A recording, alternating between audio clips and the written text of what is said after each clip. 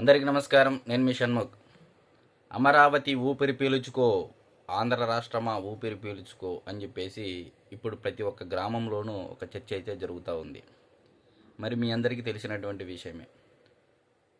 రాష్ట్ర శాసనసభ తీర్మానం చేసిన తర్వాత ఆంధ్రప్రదేశ్ రాష్ట్ర పునర్విభజన చట్టం సవరణ బిల్లు 2026 శాసనసభ తీర్మానం తర్వాత కేంద్రం కేబినెట్ ముందర ఆమోదం పొందిన తర్వాత కేంద్ర హోంశాఖ సహాయ మంత్రి నిత్యానంద రాయ్ గారి చేత లోక్సభలో ప్రవేశపెడితే లోక్సభలో దాదాపు 41 పార్టీలు రాజధాని అమరావతికి మద్దతు ఇవ్వడం జరిగింది. అంటే మీరు ఇక్కడ గమనించాల్సినటువంటి విషయం ఏంటి అంటే ఈ 41 పార్టీల్లో ఉత్తర భారతదేశంలో ఉన్నటువంటి ప్రాంతీయ పార్టీలు ఉన్నాయి, మరి జాతీయ పార్టీలు ఉన్నాయి. మరి ఈ జాతీయ పార్టీల గురించి మనం ఖచ్చితంగా మాట్లాడుకోవాల్సినటువంటి అంశం. ఈరోజు ప్రముఖంగా 2 కూటములు ఉన్నాయి. ఒకటి ఎన్డీఏ అలయన్స్, రెండోది ఇండియా అలయన్స్. మరి ఇండియా అలయన్స్లో ప్రధాన పాత్ర పోషిస్తున్నటువంటి కాంగ్రెస్ పార్టీ దాదాపు 100 సంవత్సరాల పైన చరిత్ర కలిగినటువంటి పార్టీ. అది మనందరికీ తెలిసినటువంటి విషయం. అయితే తెలుగుదేశం పార్టీ, భారతీయ జనతా పార్టీ భావజాలానికి సైద్ధాంతికంగా సిద్ధాంతాల పరంగా కంప్లీట్గా క్వైట్ ఆపోజిట్, అంటే వ్యతిరేక భావజాలం ఉన్నటువంటి కాంగ్రెస్ పార్టీ సైతం రాష్ట్ర ప్రయోజనాల దృష్ట్యా, మరలా రిపీట్ చేస్తున్నానండి, రాష్ట్ర ప్రయోజనాల దృష్ట్యా రాష్ట్రం మీద అంటే ఒక అంకిత భావంతో చిత్తశుద్ధితో ఈరోజు దేశంలో ఉన్నటువంటి ప్రాంతీయ పార్టీలు కానీ జాతీయ పార్టీలు కానీ ఆలోచించి రాజధాని అమరావతికి బిల్లుకు మద్దతు ఇస్తూ ఉంటే ఆంధ్రప్రదేశ్ రాష్ట్ర ప్రజలలో ఉన్నటువంటి వైఎస్ఆర్సీపీ పార్టీకి వేసినటువంటి 40% ఓట్ల ప్రజలు ఎవరైతే ఉన్నారో ఈ 40% ఓట్ల ప్రజల దౌర్భాగ్యం ఏమిటి అంటే జగన్మోహన్ రెడ్డి గారి యొక్క వైఖరి, రాజధాని పైన ఆయన స్టాండ్ ఏంటి అనేది నిన్నటి రోజున ఆయన మాట్లాడినటువంటి ప్రెస్ మీట్లో మనందరికీ తెలిసినటువంటి విషయమే. మరి ఒక ఆంధ్రప్రదేశ్ రాష్ట్ర మాజీ ముఖ్యమంత్రి, ఒక పార్టీ అధినేత, ఒక మాజీ ముఖ్యమంత్రి యొక్క వారసుడు, సుదీర్ఘ రాజకీయ చరిత్ర ఉన్నటువంటి కుటుంబము, సుదీర్ఘ రాజకీయ ప్రయాణం చేసినటువంటి వ్యక్తి మరి ఇంత నిర్లక్ష్యంగా ఒక రాజధాని పైన మచిలీపట్నంలో మా, విజయవాడలో వి, గుంటూరులో గన్ అని చెప్పేసి మావిగన్ అనే పేరు పెట్టండి అని చెప్పేసి మరి విజయవాడ, గుంటూరు, మచిలీపట్నం, మరి గుంటూరు నుంచి అంటే విజయవాడ నుంచి గుంటూరుకు 40 కిలోమీటర్లు, మరి అదేవిధంగా విజయవాడ నుంచి మచిలీపట్నంకి 70 కిలోమీటర్లు, 110 కిలోమీటర్లు ఎల్ షేప్లో ఉంటుంది మ్యాప్లో చూస్తే.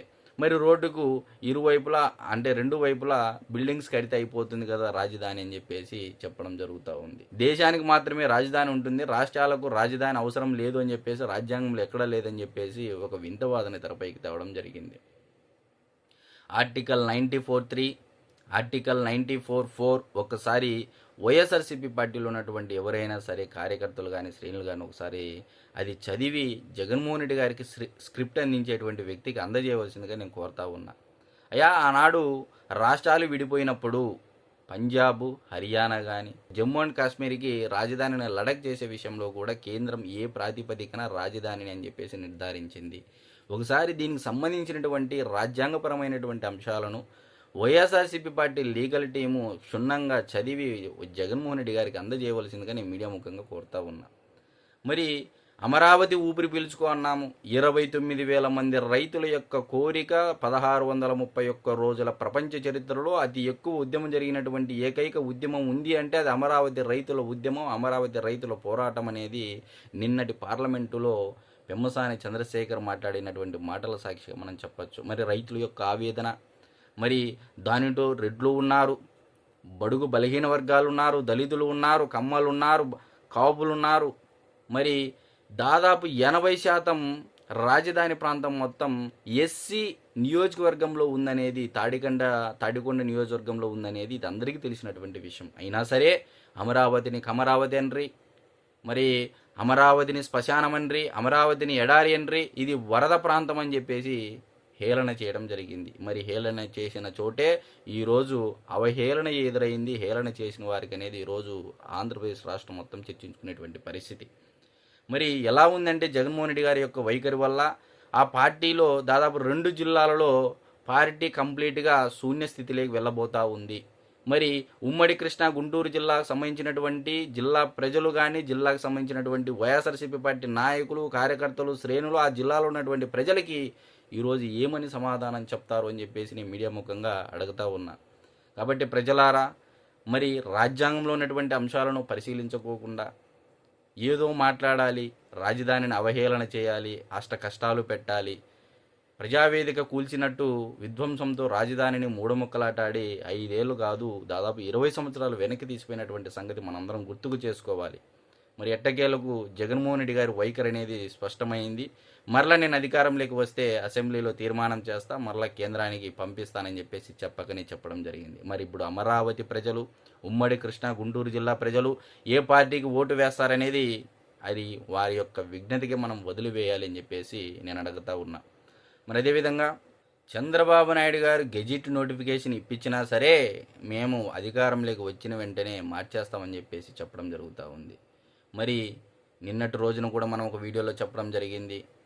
అల్లాటప్పగా కాదండి, దేశంలో 16 పార్టీలు చర్చలో పాల్గొనడం జరిగింది. దాదాపు గంట పాటు చర్చ జరగడం జరిగింది. 2/3 మెజారిటీ రావడం జరిగింది. ఏకైక పార్టీ వాకౌట్ చేసి అమరావతి బిల్లును ఏదైతే ఉందో సవరణ బిల్లు 2026ని వ్యతిరేకించినటువంటి దేశంలో ఏకైక పార్టీ ఈరోజు వైఎస్ఆర్సీపీ పార్టీ.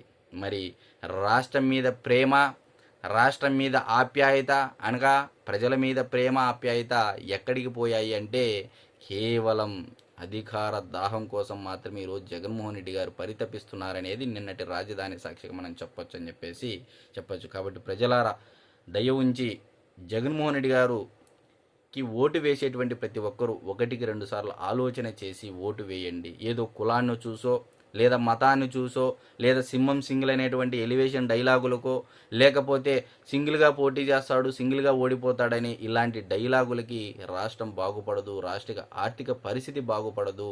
కేవలము ఆ యొక్క కమిట్మెంటు, చిత్తశుద్ధి, అంతఃకరణ శుద్ధితో రాష్ట్రంలో ఉన్నటువంటి నిరుద్యోగ యువతకు కంపెనీలు తీసుకొని రావాలన్నా, మరి అదేవిధంగా పోలవరం కట్టాలన్నా, ఈరోజు ఏది చేయాలన్నా ఏ ప్రభుత్వం మీకు ముందుకు నడిపించగలదు ఈ రాష్ట్రాన్ని అనేది కూడా మీరు అందరూ ఆలోచన చేయాలని చెప్పేసి నేను మనస్ఫూర్తిగా కోరుతూ, చివరిగా నేను చెప్పేది ఒకటే మాటే, ఓటు వేసే ముందరగా అదేవిధంగా వైఎస్ఆర్సీపీ పార్టీ చేసేటువంటి మాయలలో పడుకోకుండా ఒక విషయాన్ని 1-2 సార్లు ఆలోచన చేసి ఈ రాష్ట్రాన్ని ఎవరు ముందుకు నడిపించగలుగుతారనేది ఆలోచన చేసి భవిష్యత్తులో మీ యొక్క ఓటును ఉపయోగించుకోవాలని చెప్పేసి నేను కోరుతూ అందరికీ నమస్కారం.